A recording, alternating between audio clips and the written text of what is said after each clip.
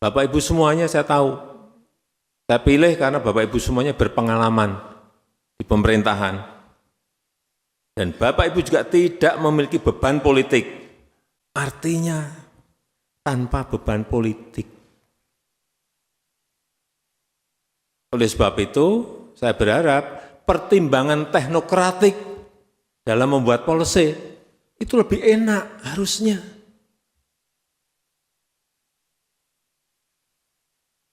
Harusnya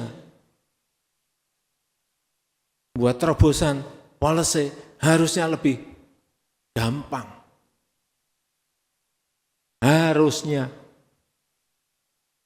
Bapak Ibu bisa menentukan prioritasnya di sebelah mana. Kerja itu prioritas harus jelas dong.